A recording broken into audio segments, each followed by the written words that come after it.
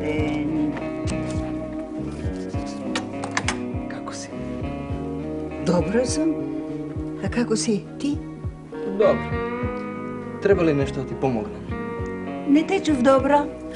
Прашав дали треба нешто да ти помогнам. Не становте. Абе, пак не те разбирам. Па мислам да отидам до самопослуга, ако треба да ти купам нешто да ги истресам и амболиве. Завесиве закачените се добро? Не треба, дете, не треба се е средено, а? Знаеш што? Тогаш ќе отидам да го фрлам ѓубрето. Да.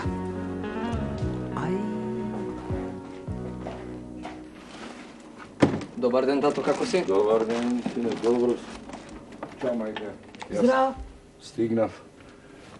А ти ли го казни Илчо да го фрли ѓубрето? Не, сам го зеде. Сам? Па многу чудно, мајка. Чудно? Сам. Го чули што ми рече? Добар ден, тато, како си? Неверојатно.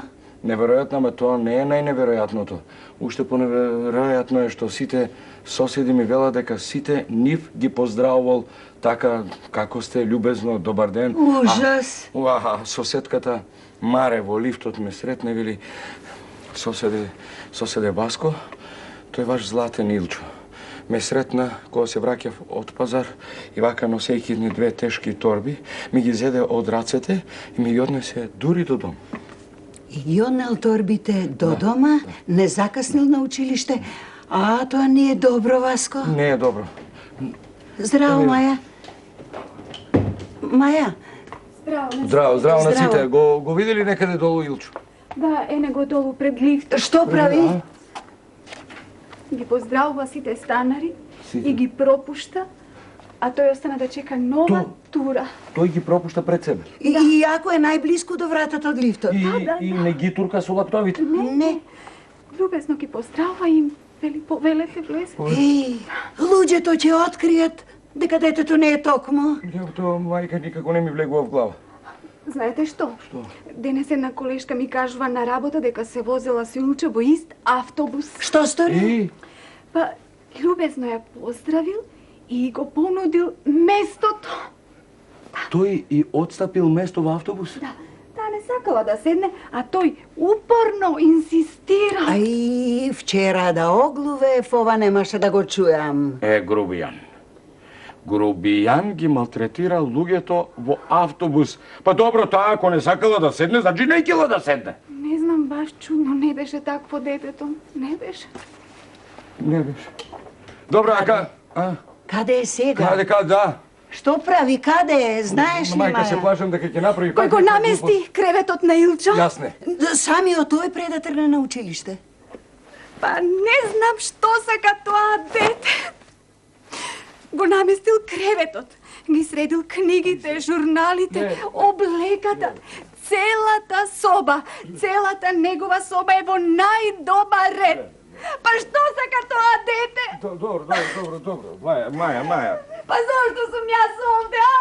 Зошто? Маја, немој те молам, немој да се возбудуваш и пак ќе биде се во ред. Тоа е некоја нова фаза, ќе мине, разбираш, нашиот Илчо пак ќе си биде наш, ќе си дојде на себе, ќе си дојде на местото и ќе си биде наш. Еве вака, луѓе, јас сум читала во весниците дека децата во таа возраст минуваат низ разни трансформации, низ разни фази и дека тие промени ете ги сметаат за нормални. Да, ќе мораме хитно да се договориме околу тактиката и стратегијата на третирањето и решавањето на овој проблем. Па еве вака, јас предлагам да постапиме нежно, внимателно и со суптилни антипедагошки мерки да го повратиме детето.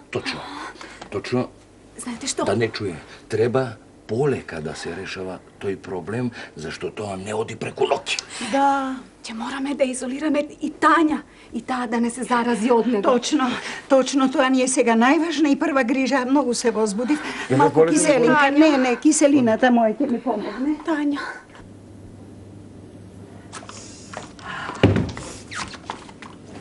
Тања. Здраво. Што е бе? Што сте зинале во мене? Одлична наша, Тања си е пак наша старата. Бога се вред. Тања, Дали го сретна брат ти некаде? Аха, знаете, долу е кај соседот Стојан, му помага да го внесе новиот мебел во станот. Претерано е, не може се вовеќе да се поднесе. Ова станува крајно сериозно. Што е, што се случило? Таничка, Тања, нешто со брат ти се случува. Се променил брат ти. Те молиме, ајде, немој да се угледаш на него, дете. Аха, мене ми станува јасно што ве мачи. Знаете ли дека јас го видов Илче од училишниот прозорец, застанал на раскрсница и им помага на старите луѓе да ја поминат улицата.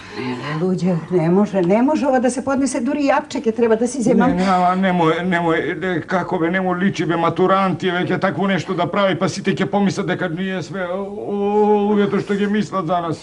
Се сетив, луѓе, може би не е се изгубено. Кажувај, не стрпли со... Еве вака, може би со училиштето е се уште добро, таму ќе биде вред, зашто сакам да кажам, веројатно е Илчо меѓу последните ученици. Мислиш? Се надевам, Васко. Аха, баба ти само надевај се, ама ништо од тоа. Слушајте, Илчо не само што ги поправил сите оценки, туку најверојатно е дека училишната година ќе помине одличен. Одличен. Сакаш да кажеш дека нема да има единици? А не, реков одличен, а тоа значи петки.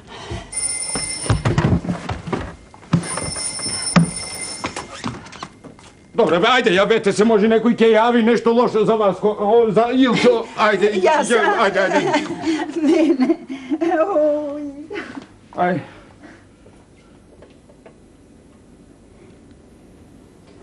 Ало? Да, јас сум. Сестра ми. Што, извини, навистина ете тоа личи на мене, заборавив на твојот роден ден. Некој не заборавил?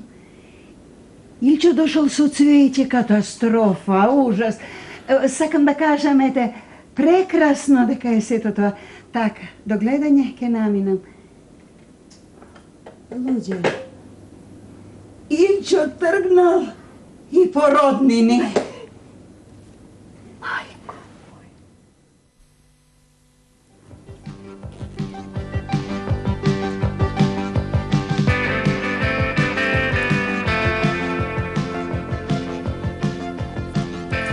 Илчо, зашто толку многу пат читаш?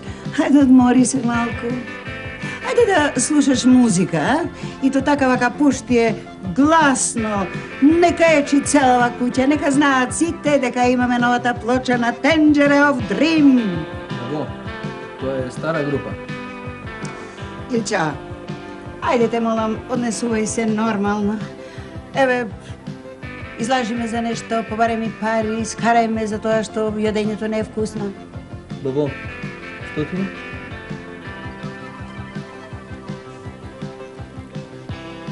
Сине, Илчо, баба ти, мајка ти и јас ќе одиме вечер кај тетка ти на гости.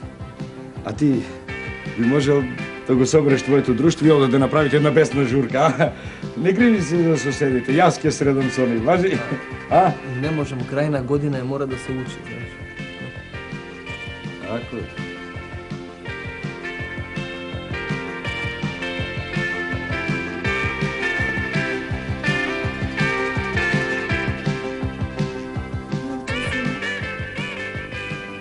Кажи на мама, што сакаш? Што сакам? Да. Сакам да ме оставите намира да учам. Може? Ќе одам во својата соба.